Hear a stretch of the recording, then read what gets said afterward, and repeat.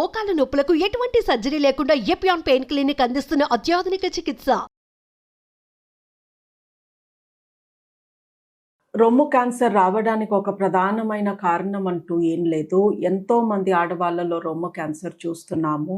విపరీతంగా ఇది యంగ్ విమెన్‌లో ఎక్కువగా పెరిగిపోతుంది. అందుకే మాకు కూడా కొంచెం భయంగా ఉంది. ఏంటి క్యాన్సర్ ఇంత విపరీతంగా చిన్న వయసు వాళ్ళలో కనిపిస్తుంది అని.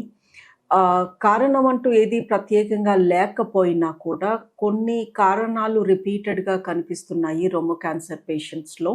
ఒకటి వంశపారంపర్యంగా ఎవరి ఫ్యామిలీలో అయితే strong family history of cancer ఉంటుందో, రొమ్ము క్యాన్సర్ కానీ, అండాశయ క్యాన్సర్ కానీ, గర్భాశయ క్యాన్సర్ కానీ, లేదా వాళ్ళ ఇంట్లో ఉండే మగవాళ్ళలో ప్యాంక్రియాస్ క్యాన్సర్ కానీ, ప్రాస్టేట్ క్యాన్సర్ కానీ ఎక్కువగా ఉంటే అలాంటి ఫ్యామిలీస్లో రొమ్ము క్యాన్సర్ వచ్చే ఛాన్స్ కూడా ఎక్కువ.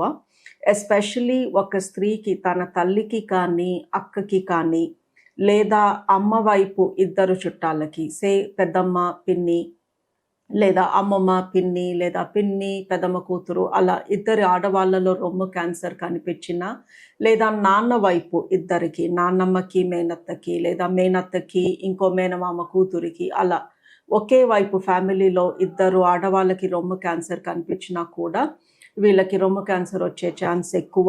అలాంటి వాళ్ళని ముందే సంప్రదించమంటున్నాము. ఫ్యామిలీ హిస్టరీ తీసుకున్నాక వాళ్ళకి టెస్ట్స్ చేస్తాము. రక్త పరీక్షలో హెరిడిటరీ క్యాన్సర్ జీన్ అంటే వంశ పారంపర్యంగా వీళ్ళకి క్యాన్సర్ వచ్చే ఛాన్స్ ఉందా లేదా, అది రొమ్ము క్యాన్సర్కే పరిమితం కాదు, ఒక 50 రకాల క్యాన్సర్స్ వీళ్ళ ఫ్యామిలీలో ఏమన్నా ఉన్నాయా, అవి వీళ్ళకి వచ్చే ఛాన్స్ ఉందా అని ఒక రక్త పరీక్ష ద్వారా మేము కనుక్కోగలము.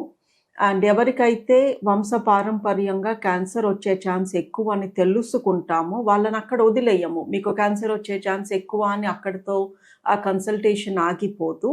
ఆ క్యాన్సర్ని ముందే పట్టుకోవడానికి ఏం చేయగలము, ఎలాంటి పరీక్షలు చేయగలము, అండ్ ఆ క్యాన్సర్ రాకుండా ఎలాంటి ప్రికాషన్స్ తీసుకోగలము, ఇవి కూడా డిస్కస్ చేస్తాము. ఎంతోమంది ఈ హెరిడిటరీ క్యాన్సర్ జీన్ టెస్ట్ చేయించుకుని దాని మూలంగా క్యాన్సర్ రాకుండా నివారించుకునే ప్రయత్నాలు చేస్తున్నారు చాలా సక్సెస్ఫుల్గా. ఇంకొక రిస్క్ ఫ్యాక్టర్ ఒబిసిటీ.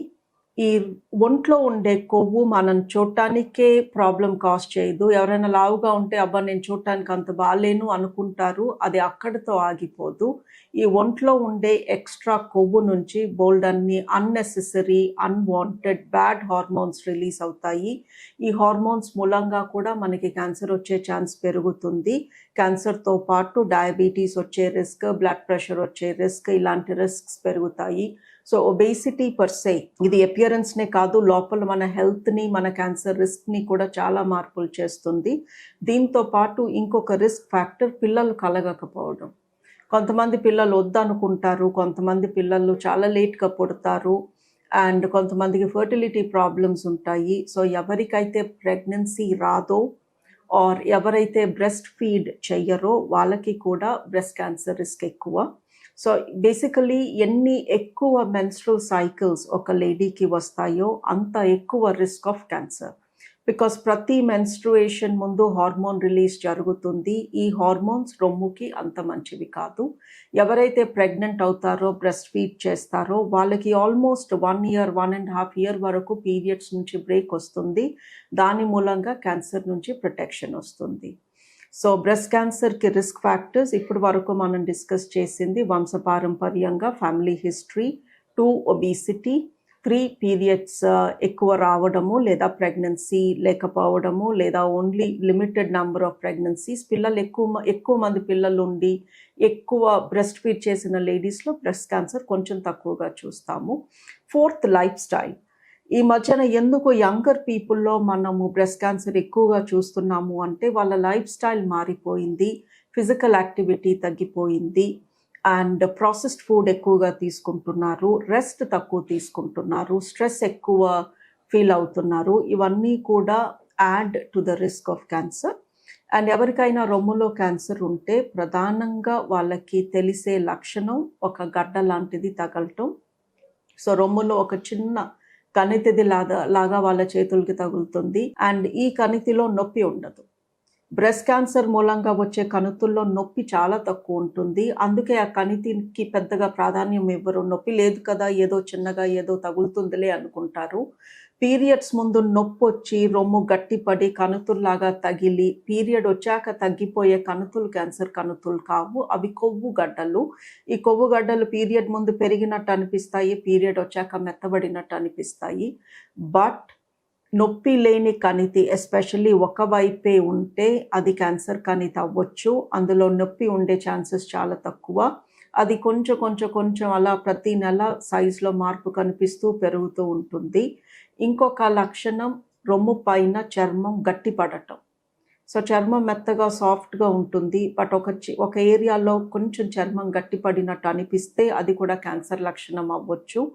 ఎప్పుడు ముందుకుండే నిపుల్ వెనక్కి గుంజినట్టు లోపలికి వెళ్తున్నట్టు ఇన్వర్టెడ్ నిపుల్ అంటాము, అది క్యాన్సర్ లక్షణం అవ్వచ్చు. నిపుల్ ద్వారా రక్తం వచ్చినా నల్లటి రంగులో ఏదన్నా ద్రవం వచ్చినా కూడా అది క్యాన్సర్ లక్షణం కావచ్చు. చంకలో గడ్డలు తగులుతుంటే కూడా అది క్యాన్సర్ లక్షణం అవ్వచ్చు. బట్ యూజువలీ చంకలో గడ్డలు జ్వరం వచ్చినప్పుడు, జలుబు చేసినప్పుడు, బాగా దగ్గు కఫం వచ్చినప్పుడు వస్తాయి, పోతాయి. కొంతమందికి ఎండాకాలంలో అక్కడ గడ్డల్లాగా పస్లాగా వచ్చి తగ్గిపోతుంది, అది క్యాన్సర్ కాదు. బట్ రొమ్ములో ఏం లేకపోయినా చంకలో మీకు ఏదన్నా గట్టిగా తగులుతూ కొంచెం నొప్పిగా ఉన్నా కూడా డాక్టర్ని కలవడం మంచిది. బేసికలీ మన రొమ్ము ఎప్పుడు ఎలా ఉంటుంది, పీరియడ్స్ ముందు ఎలా ఉంటుంది, పీరియడ్ అయిపోయాక ఎలా ఉంటుంది అనేది మీకు తెలవకపోతే మీరు ఇప్పుడు ఇది విని ఓకే నేను రొమ్ము చెక్ చేసుకుంటాను అంటే మీకు అంతా వింత వింతగా అనిపిస్తుంది. సో ప్రతి నెల పీరియడ్ అయిపోయాక మీరు రొమ్ము చెక్ చేసుకుంటే మీకు అర్థమవుతుంది, నేను నార్మల్గా ఇలా ఉంటాను, ఇప్పుడు ఈ గడ్డ మూలంగా ఈ తేడా కనిపించింది. సో ఈ రొమ్ము ఎగ్జామినేషన్ అనేది రొటీన్ హ్యాబిట్ అవ్వాలి. ప్రతి నెల పీరియడ్ అయిపోయిన లాస్ట్ డే ఒక 5 నిమిషాలు కేటాయించి సెల్ఫ్ బ్రెస్ట్ ఎగ్జామినేషన్ చేసుకోమంటాము. ఈ సెల్ఫ్ బ్రెస్ట్ అంటే మీకు మీరు చేసుకోవడం, డాక్టర్ దగ్గరికి వెళ్ళి చేసుకుంటే అది క్లినికల్ బ్రెస్ట్ ఎగ్జామినేషన్ అవుతుంది. ఎలా చేసుకోవాలి తెలియకపోతే మీకు యూట్యూబ్లో చాలా సెల్ఫ్ బ్రెస్ట్ ఎగ్జామినేషన్ వీడియోస్ ఉన్నాయి. అవి చూసి మీరు వాటిని పాటించి ఇంట్లో సెల్ఫ్ బ్రెస్ట్ ఎగ్జామినేషన్ చేసుకుంటే ఇందాక మనం డిస్కస్ చేసిన ఏ తేడా కనిపించినా కూడా you can come to us soon.